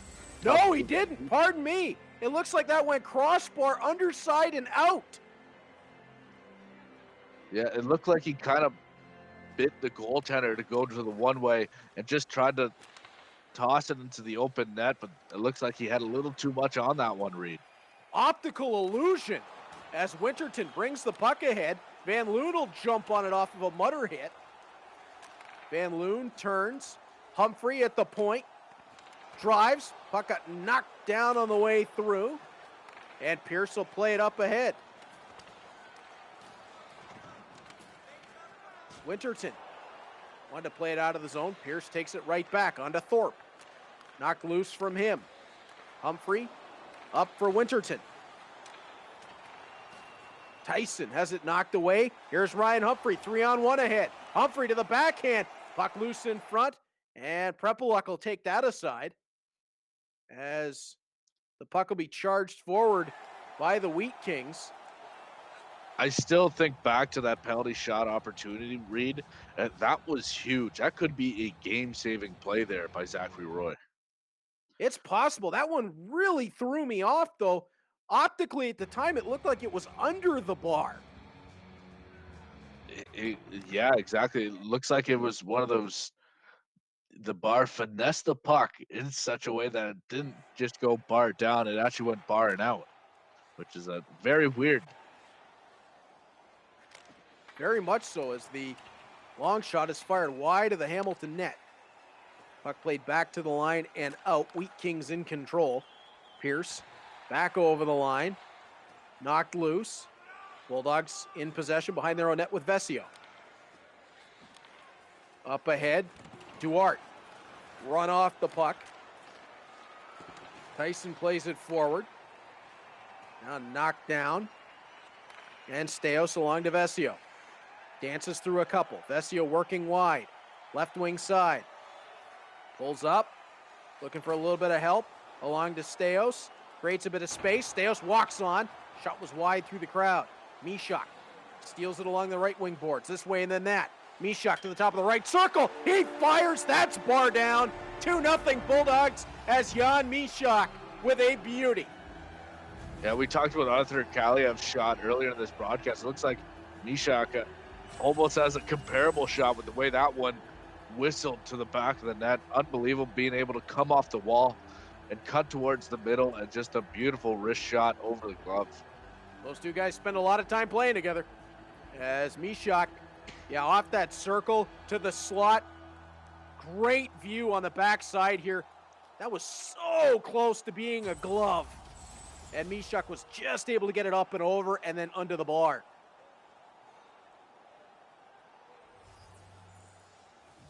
.255 to go in the first period. 2-0 Bulldogs, but Brandon, we've seen leads evaporate in this tournament. And there's a chance in front for a goal. The Wheat Kings get that one right back. Yeah, that's exactly what the Brandon Wheat Kings need to do on this opportunity here, just to get back in the game. You see a couple of moves around the defenders, and then you just saw coming off the wing, wide open, and just a little tap pass back to the net. Cole Reinhardt from Ridley Gregg. It's a 2-1 game. And this just feels like a continuation of what we saw in the Saginaw Sioux game. Punch, counter punch. Yeah, like this game is going to be far from over, Reed. These are two quality teams, evenly stacked, so I expect this to be back and forth throughout the rest. Jan Unique in over the line, right wing side. Hits the brakes low, tries to bring it out front, wanted it upstairs, and that puck was stopped and played back into the corner. Wheat Kings looking for the breakout. Knocked aside by Gravel, who steps ahead. Gravel creates it for Mishak. They score. Mishak's got two. Bulldogs 2-goal lead. Back up. Yeah, that play was like a coach's dream, Reed. And it was just an easy break-in for the Bulldogs, 2-on-1, I believe, or 2-on-0. I need to see the replay to confirm. And it was just a shovel dish across. Mishak makes no mistake about it. That was the defender was a little out of his spot there. It looks like he should have been a little tighter following Mishak, but instead that will leave him wide open, and he will make no mistake about it. So we go right back into that punch, counter punch. Bulldogs took a 2-1 lead, immediately answered by the Wheat Kings. Pardon me, the Bulldogs took a 2-0 lead, immediately answered by the Wheat Kings to make it 2-1. And then the Bulldogs, through Jan Mishak again, get the 3-1 lead to reinflate the lead to 2 as Morrison drove the net and it rolled just wide. Morrison gets it right back, tried to feed out front for Avery Hayes, and that is how the first period will come to an end. Bulldogs with a 3-1 lead through 20, Brandon. Yeah, it was a very eye-opening opening period of this battle between Hamilton and Brandon. It's both teams looking pretty good. A couple of big-time opportunities at both ends of the ice. Thanks for tuning in to the Memorial eCup presented by Kia. Be sure to follow the Canadian Hockey League on Instagram and Twitter by following CHL Hockey, and stay connected on Facebook by following the Canadian Hockey League. As we head towards the second period of play, Bulldogs out shooting the Wheat Kings 11-3 through that first period. It looked like what Zachary Roy was doing well in that opening frame, Brandon, was getting the puck low and controlling it from the tops of the circles in. We'll see if he can continue to do that, or if Luca Berzin is going to kind of shift his defenders around a bit to interrupt those cycles.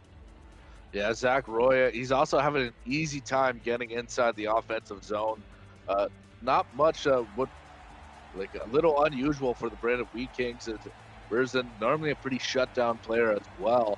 I expect him to come back firing on all cylinders in the second period. Berzin only allowed 2 against in the first round, so you got to think he'll be looking to clean that up a little bit here in the second as Kaliev walks his way in right to the front, and that one will be held on to by Kruger. Face-off will come to his right. Yeah, he just needs to regain the puck control and really just try to make that blue line a little harder to cross coming into his zone.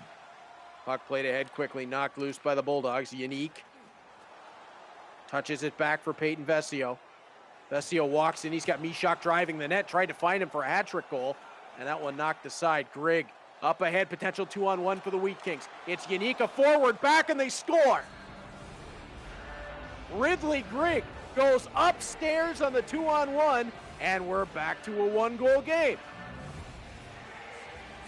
Yeah, just like we expected, the Brandon Wheat Kings, they're definitely going to come out stronger than what they did in the first. They already got on the board in the second period with a big goal to tee it off. This game is going to go down to the wire, Reed. Great recognition by Luca Berzin, getting that 2-on-1 and challenging the forward, covering in the defensive spot in Unique. You can be the best defensive forward in the world, but if you're a forward still trying to play defense, it's not always going to go so well. Vesio trying to play that one along as we've got a delayed penalty coming to the Bulldogs. It's going to go for charging, and the Wheat Kings head to the man advantage. Special teams can always affect the outcome of a game, and this is going to be a big power play right now for the Bulldogs. As Oh, they my could really- mistake. Yeah. I thought I saw the clock come up on the other side of the scoreboard. It is a man advantage for the Bulldogs as Ridley Grigg will be going off for charging. So you're right, Brandon. Opportunity here for the Bulldogs to get that 2-goal lead back. Yeah, if there's anything we know, having a cushion makes you feel a little more safe in one of these tight contests. Vesio out front, 2 chances for Bertuzzi. Puck wouldn't go. Gravel has to track back, and Hayes will swoop onto it in his own end. Hayes across for Gravel. Puck knocked loose from him. Gravel will get it right back ahead of Berzin. Hayes trying to cross into the offensive zone. Has Bertuzzi. Played into the corner. Vesio around the back of the net. Looking out top. Vesio curls to the middle. Gravel onto Saprika. Down low. Vesio scores! Peyton Vesio, the normally defensive defenseman, right in front of the goal, spins and finds it upstairs for the goal. Yeah, that was almost looked like a play cut right out of practice there. The way he spun around using the circles to kind of guide him towards the net. And just a beautiful shot unleashed right off the blade of the stick to the back of the net. And that's exactly what Hamilton needed. As again, what a sharp turn. And then a quick release over the blocker. And that will do it. Great setup by the Bulldogs on the power play, and that'll give Zachary Roy a little bit of joy. Roy from Callender, Ontario, giving a little bit of love to his North Bay buddy, Peyton Vesio. Yeah, and just to be able to play with a cushion on the scoreboard too, it makes you feel a lot more at ease in the game. But one thing you have to do is keep your foot on the gas pedal. 3 defensemen combined on that goal, actually, as it's Vesio from Gravel and Saprika. As the Bulldogs attack again and score, Liam Van Loon working his way down the right wing side, goes upstairs, 5-2 Hamilton. You really have to applaud the way Zach Roy came into this matchup. He's just looked better and better as the seconds tick off the clock, and he's really starting to gain a rhythm right now. He's looking really hard to stop. Liam Van Loon picking the corner over Kruger.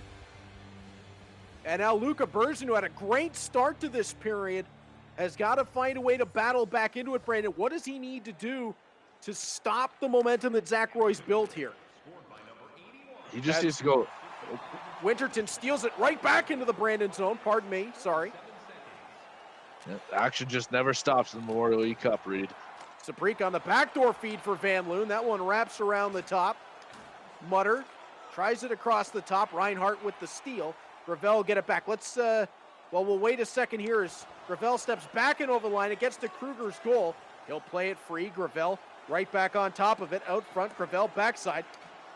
Wanted Van Loon, couldn't connect there. Puck tossed to the front of the net and now played on to McCartney. Puck stolen right back by the Bulldogs. Zach Roy attack right now. As the puck into neutral ice, Ryan Winterton on top of it. Winterton will drive his way ahead, spin back, and that one rolls off of his stick. But it's played along for Kaliev, who walks down. Back for Mishak. Shot stopped. Kruger plays it loose. McCartney gets it free to Thorpe. Played right back into his own zone. Stolen by the Bulldogs as Mishak fed Kaliev. That was blocked on the way through. McCartney looking to get it up and out, and now has some space to work into. Mishak pokes loose. 8:10 left here in the second period as the Bulldogs play it forward once again. Mishak with speed. Carries into the corner. Left wing side, out front, Kaliev. Kruger got a stop on that one. Thorpe cleared it away from danger. Schneider can't get it cleanly out, but a penalty now coming to the Bulldogs for tripping with 6:51 left to play in the second. Looks like Kaliev heads off, and Brandon, it'll be Nathan Staios, in fact, 44, not 34. And Brandon, now what do the Wheat Kings and Luca Berzin have to do? Well, as you notice, Hamilton's super aggressive whenever the Wheat Kings have the puck. He needs to start doing some quick passes and move up the ice that way. You can't skate for too long the way Zach Roy's been playing. right now, as he's just been uber aggressive on the puck. So that's one thing I suggest that the Wheat Kings do to try to gain any attraction towards the offensive zone. Burson plays it up ahead. Vesio just got there in front of him. On to George Diaco. Back for Vesio. Long feet ahead, finds Avery Hayes. 2-on-1 shorthanded, and that stop will head into the corner. McCallum up for Burson. 20 seconds of man advantage time left as Vesio gets it along to Gravel. Now Hayes back for Gravel. And the puck will roll into the Brandon zone, but it kills off the penalty. 4.5 left to play here in the second period. Kelly has that knocked aside. Bulldogs charge forward. Poke check by Kruger, denies Jan Yannick. From the corner, Hayes out front, scores! Avery Hayes makes it 6-2 Bulldogs as he collects and deposits. Yeah, that was just a marvelous play by Avery Hayes coming out of the corner. He had a defenseman all over on top of him, and just having the patience to wait and hold that puck as he guides around the goaltender just to throw it in the back of the net. Just a beautiful play all around for Avery Hayes. You could give yourself on a pat in the back for that one. As the goaltender in Zachary Roy showing some offensive wizardry in this game. He had 5 goals in his first round matchup. He's got 6 here with 2:45 left in the second period. Jan Yannick tracking forward. Yannick looks to collect back outside the line. If you remember, Brandon, Zachary Roy told us after his first round matchup, he didn't like the way he played in that one. Thought he could have been better. He's been better to open up the second round. Yeah, exactly. I was going to say the growth from round 1 to round 2 in the Memorial eCup right now has been tremendous for Zach Roy. It makes me wonder what's in store for maybe a potential round 3. Well, still a long way to go. The Wheat Kings have time to get back into this one as Diaco tries to come ahead. He'll be offside. 3.6 seconds to go. I know what a lot of hockey fans might be saying, a 4-goal lead in the third period, but in the Memorial League Cup, we have seen multi-goal leads, a 5-0 lead, in fact, in this tournament evaporate. So you can't take anything for granted, as we've already learned in this tournament, Brandon. Yeah, exactly. You cannot rule out the Wheat Kings just yet. Again, goals come as a hot flash, as all it takes is a couple minutes and it's a whole new ball game. So through 2 periods of play, the Hamilton Bulldogs hold a 6-2 lead over the Brandon Wheat Kings, and we would like to say thanks for watching the Memorial eCup presented by Kia. Be sure to enter for your chance to win daily prizes and a chance at winning a grand prize of a $1,000 prepaid Visa gift card. Today's promo code is STINGER. Enter the contest at chl.ca/Memorial eCup. Once again, today's promo code is STINGER. Enter the contest at chl.ca/Memorial eCup. We head to the third period, and Brandon, the Bulldogs looking to protect a 4-goal lead. Luca Burson looking to make up some space. An early goal here could be key for the Wheat Kings. Exactly. Just to be able to start on the right foot goes a long way. I know right now the Hamilton Bulldogs have smothered the Wheat Kings for most of that second period. So just to be able to show a little sign of life could mean a lot. Ridley Grigg wins the opening draw of period number 3. Wheat Kings have some work to do. Steos starts out of his own zone for Kaliev. Kaliev working the right wing side. Plays back to the line. Drive from Steos off of the leg. Puck controlled low. Mishak looking out front. Spins, fires that one up over the top. Schneider looking out of his zone. Initially returned, and now Steos picks it off of neutral ice. Steos has it poked away as he approaches, but the next layer follows. Puck played out of the Brandon zone. Steos takes back for Vesio. 3 minutes gone in the third period. Puck right back into the Brandon zone. Schneider can't get it cleanly out. Yannick with a chance. Kaliev with a chance. 2 huge stops for Kruger.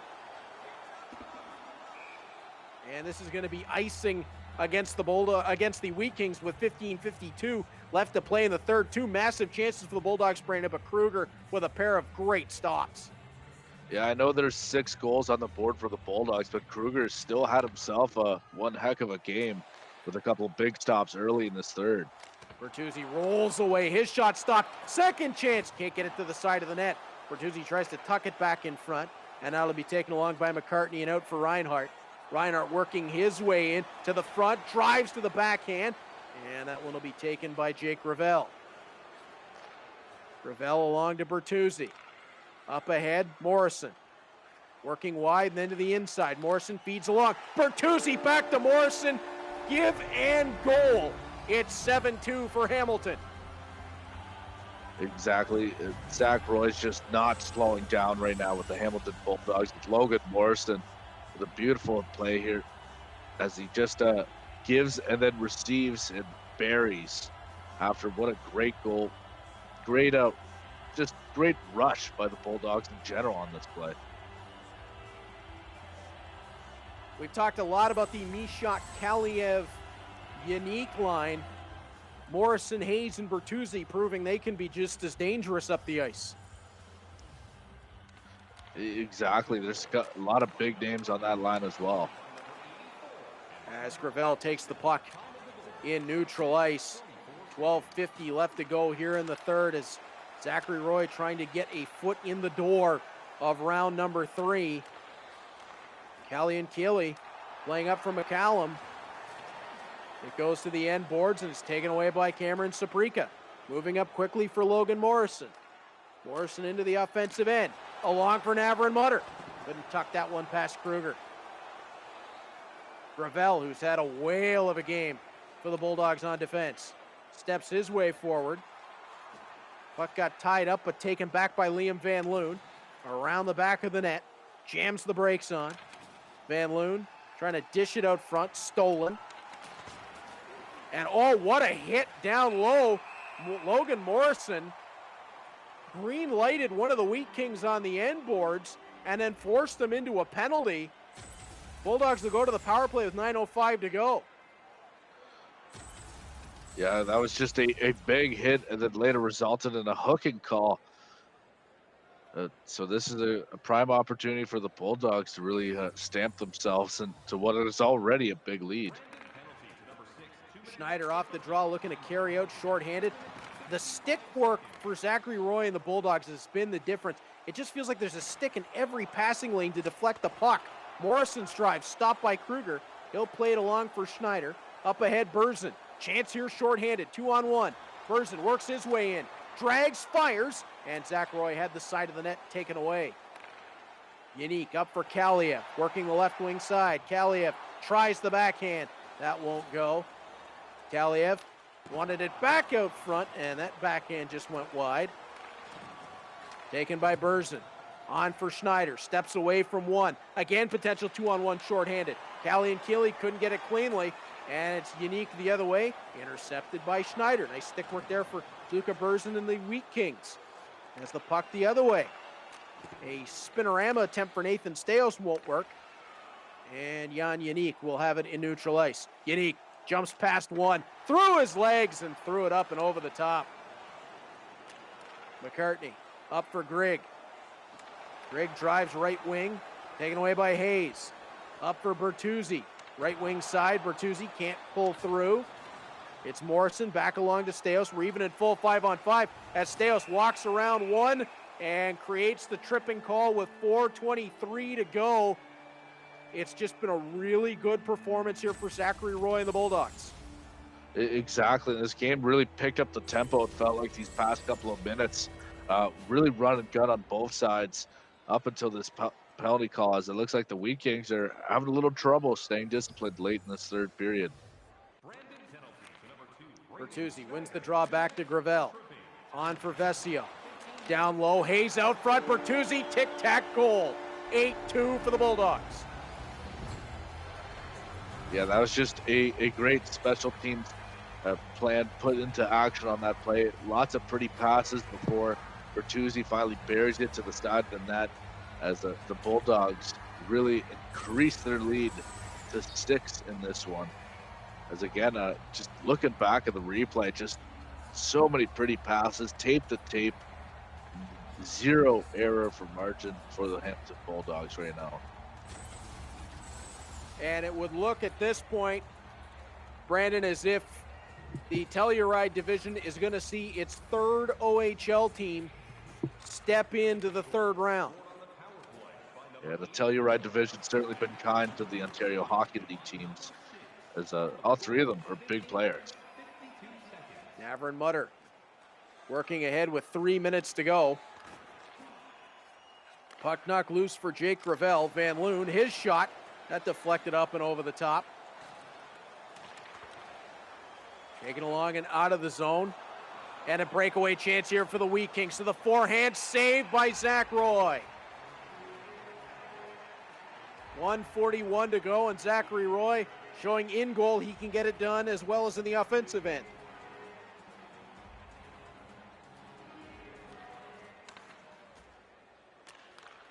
Tyson back to the line. Lambos drive. One blocker to side by Roy. Gavin White tries to take that along. To be Pierce. Knocked loose. Winterton to Mutter. Now Van Loon.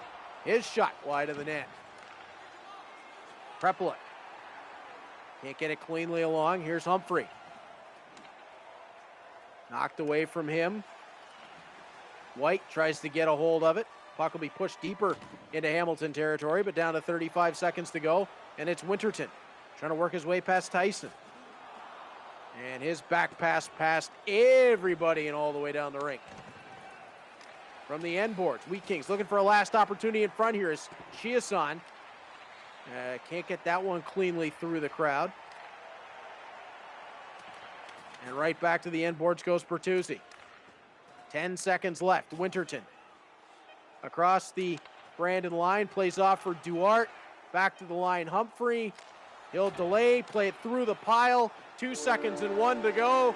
And the Hamilton Bulldogs, led by Zachary Roy, will advance to round 3 off an 8-2 victory. We'll be right back with Zachary Roy and my broadcast partner, Brandon Scott. Hello, Instagram. I'm on a mission and I won't stop. No destination, but it's worth a shot. You gotta let me go. You gotta let me go. You gotta let me go. Run wide. I'm on a mission and I won't stop. No destination, but it's worth a shot. You gotta let me go. You gotta let me go.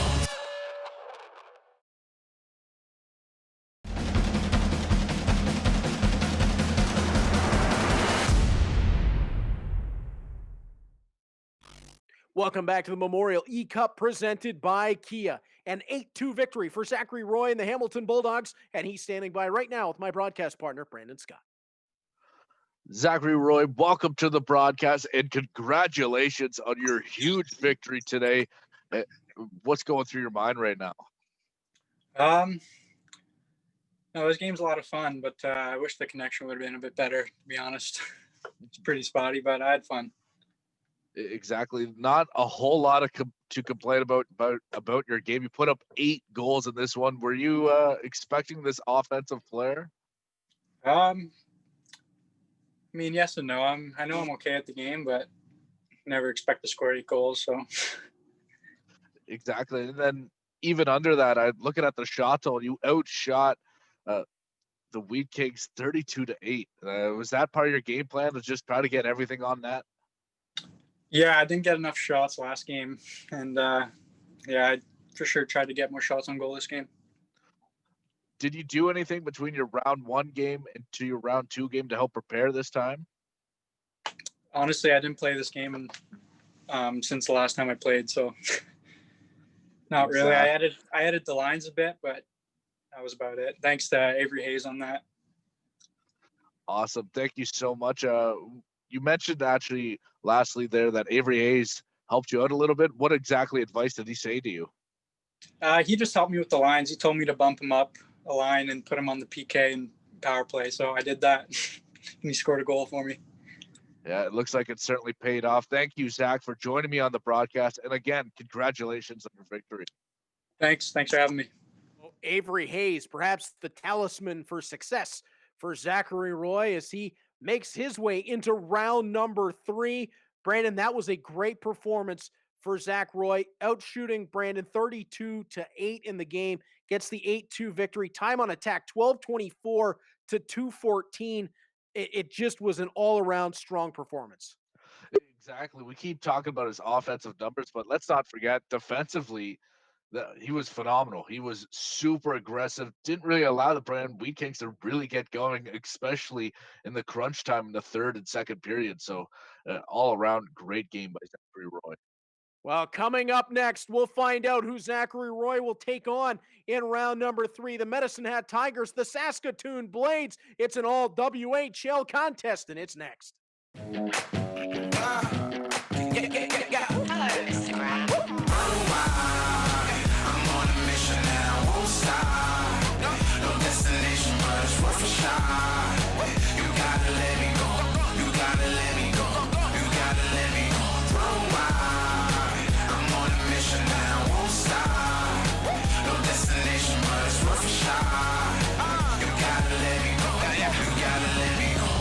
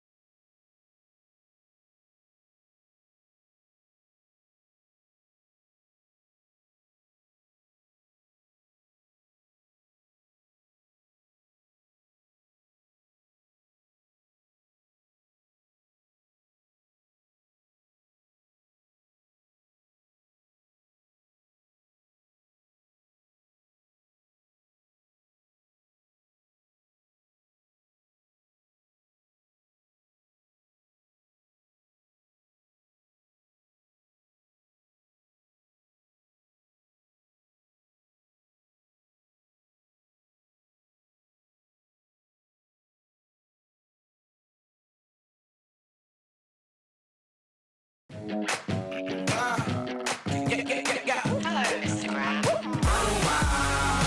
I'm on a mission and I won't stop. No destination, but it's worth a shot. You gotta let me go. You gotta let me go. You gotta let me go. I'm on a mission and I won't stop. No destination, but it's worth a shot. You gotta let me go. You gotta let me go.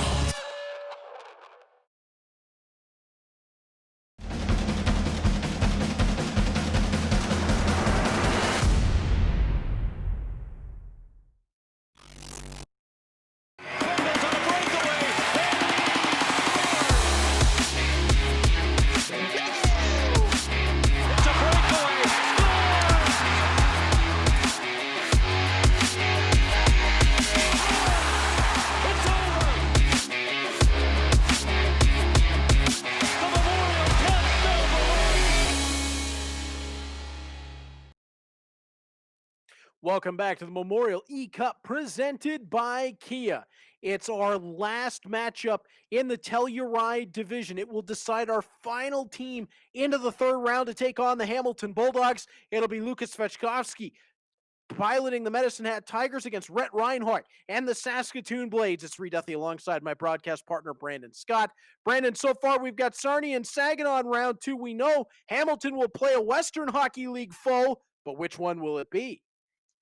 Yeah, that's the golden question right now, Rita. These are two highly competitive teams, both strong offensively and defensively. So I'm expecting an all-around great game to watch. I expect another tight contest today. Rhett Reinhardt got here by knocking off the Blainville-Boisbriand Armada by a 3-2 score in round 1. It was the Medicine Hat Tigers and Lucas Svechkovsky with a 7-1 win over Zach Hodder, one of our special guests in the tournament. He was very impressive in that game.